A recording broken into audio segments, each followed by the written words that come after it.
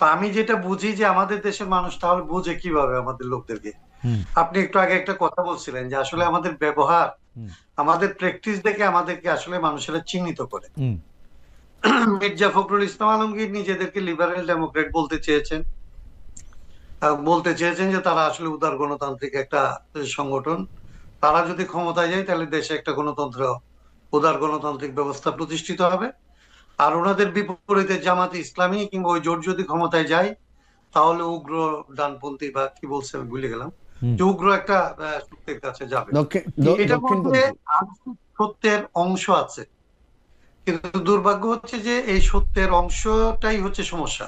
হুম পূর্ণ সত্য অথবা পূর্ণ মিথ্যার একটা শুধু মানে এটাকে আপনি আসলে ইয়ে করতে পারেন আর কি, হুম আলাদা করতে পারেন। কিন্তু যখন সত্যের সাথে আংশিক মিথ্যা থাকে কিংবা মিথ্যার সাথে আংশিক সত্য থাকে তখন আসলে মানুষ বিভ্রান্ত হয়। আমাদের এখানে এরা কেউ, এই দুইটা দল কিংবা আসলে আজকে আমি, আমার জন্য হয়তো এটা খুব কড়া কথা হবে যে আমাদের যে সমস্ত রাজনৈতিক বন্ধুরা এই সমস্ত দলের সাথে যুক্ত হয়েছে হুম তারা কেউ আসলে প্রকৃত অর্থে এদেশের জনগণের স্বার্থে তাদের নিজেদের রাজনৈতিক কর্মকাণ্ড নির্ধারণ করতে পারে নাই। হুম তারা আসলে তাদের নিজেদের স্বার্থকে যেইভাবে আসলে রক্ষা করা সম্ভব হবে বলে মনে করছে তার জন্য তারা ভাষা ঠিক করে, তার জন্য তারা কৌশল ঠিক করে এবং তাদের স্বার্থটাকে জনগণের স্বার্থ হিসেবে বিভিন্ন নামে তারা চালায়। এবং আমাদের দুর্ভাগ্য যে এত রক্তপাতের পরে, এত সব ঘটনার পরে যাদের আসলে অনেক বেশি সাহসী হওয়ার কথা ছিল হুম সে এনসিপি তার সাহস রাখতে পারে নাই। আমাদের মঞ্জুরা ধরেন জামাত ইসলামের বিরুদ্ধে 5 বছর ধরে আসলে একটা গণতান্ত্রিক রাজনৈতিক দল গড়ে তোলার চেষ্টা করছে, তার ভেতর দিয়ে যা অর্জন করছিল সেগুলি নিয়ে আসলে এখন মানুষ প্রশ্ন করা শুরু করছে। এইগুলি আসলে মঞ্জুর কি ক্ষতি হলো আমি এইভাবে দেখি না, বা আমাদের রাজনৈতিক নেতাদের কি ক্ষতি হলো আমি এইভাবে দেখি না। আমি দেখি যে বাংলাদেশের মানুষের, এই 18 কোটি মানুষের কিন্তু তার মুক্তির জন্য আসলে যে পথটা এখানে আসলে কিন্তু আসল স্পষ্ট কবে, হওয়া দরকার কিন্তু ছিল আসল কবে এইটাও তো আসলে সেটাকে সত্যি আমরা কথা। আসলে দাঁড় করাতে পারি। এইটাও তো আসলে সত্যি কথা যে মঞ্জু ভাইরা যখন এককভাবে দল করতেছে আমরাই বা কতটা, আপনি আপনার কথাও বললেন যে আসলেই আমরা কতটা, আমরা তো তেলা মাথায় তেল দিতেই পছন্দ করি। হ্যাঁ, মানে এটাই আমাদের কালচারের মধ্যে এটা আছে, আমি তো এটা অস্বীকার করি না। আমরা কিন্তু আমি যখন রাজনীতি করতে আসছি, আপনি তো রাজনীতি করতে আসেন না, আপনি একটা সাংবাদিকতার জায়গায় নিচ্ছেন। হুম হুম আমি যখন রাজনীতি করতে আসছি এরকম হুম একটা দেশে, হুম হুম আমি তো আসলে এটা ধরেই নিচ্ছি যে আমাকে তো আসলে একটা কঠিনকে ভালোবেসেই তো আমি এখানে আসছি। আমি যদি আশা করি যে বিএনপির মতো আসলে একটা সুবিধাজনক, এবং বিএনপিও তো ধরেন গত 17 বছর সুবিধাজনক অবস্থায় ছিল না, তা আমি যদি আশা করি বিএনপির চাইতে একটা সুবিধাজনক জায়গায় আমি থাকবো এবং তারপরে আমি এই দেশের মানুষের স্বার্থ রক্ষা করব এবং এটা হয়ে যাবে, মানুষ এতটাই শিক্ষিত হয়েছে, মানুষ এতটাই হুম। সভ্য হয়েছে, তাইলে আমার তো রাজনীতি করার প্রয়োজন ছিল না আসলে। ওকে। আমি তো স্যাটিসফাইড থাকতাম ওই সোসাইটি নিয়ে। আমি ওই সোসাইটিতে আসলে নাটক লিখতাম, আমি ওই সোসাইটিতে হয়তো গান লিখতাম, আমি হয়তো বাচ্চাদের সাথে আসলে নিরাপদ জীবন না যাপন করার জন্য সময় কাটাতাম। না, আমি কিন্তু তো এটা নিতে বাধ্য হই যখন আমি দেখছি যে আসলে আমার দেশের মানুষের আসলে নিরাপত্তা নাই। 18 কোটি মানুষের নিরাপত্তা নাই যে দেশে, সেই দেশে তো আমি মনে করছি আমার নিরাপত্তাকে বিঘ্নিত করে হলেও সেটাকে আসলে রক্ষা করার পথ তৈরি করতে হবে। ওকে। কাইম ভাই, আপনাকে ধন্যবাদ। আমি মানে মেঘে মেঘে অনেকখানি বেলা পার হয়ে গেছে, আমি শেষ প্রশ্নটা করি মঞ্জু ভাইকে, কায়ুম ভাইয়ের জন্য আমার অন্য প্রশ্ন। আহ, মঞ্জু ভাই, গতকাল চট্টগ্রামে মানে জঙ্গল সেলিমপুরে অভিযানে গিয়ে হামলায় র্যাব কর্মকর্তা নিহত হয়েছেন। জাতীয় নির্বাচনের তফসিলের পরে ভোটও ঘনিয়ে আসছে, সার্বিক নিরাপত্তা পরিস্থিতি সরকারের নিয়ন্ত্রণে কতটা আছে আসলে?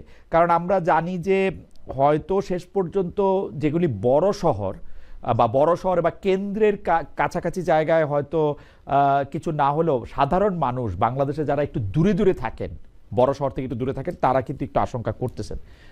মঞ্জু ভাই, কি মনে করেন এটা আসলে নিরাপত্তা পরিস্থিতি কতটা?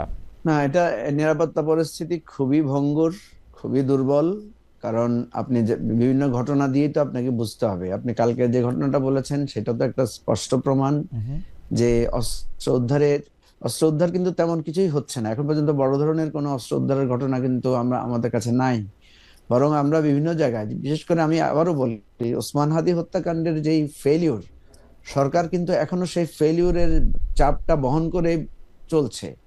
দেখেন, এখনো মানে আমি আশঙ্কা করি যে নির্বাচনের তফসিল ঘোষণার সাথে সাথে যে থ্রেটটা সরকারের উপরে এসেছে, যে তারা একজন প্রার্থীর মৃত্যুকে ঠেকাতে পারে নাই, হত্যাকাণ্ডকে ঠেকাতে পারে নাই, এরপর তার খুনিদেরকে গ্রেফতার করতে পারে নাই, খুনিরা নির্বিঘ্নে রাষ্ট্র থেকে পালিয়ে গেছে, এখন পর্যন্ত সরকারের গোয়েন্দা বিভাগ আমাদেরকে জানাতে পারছে না যে খুনিরা কোথায় অবস্থান করছে এবং খুনের মোটিভটা কি ছিল, কারা এখানে ফান্ডিং করেছে, এটার মানে মূল লক্ষ্যটা কি ছিল।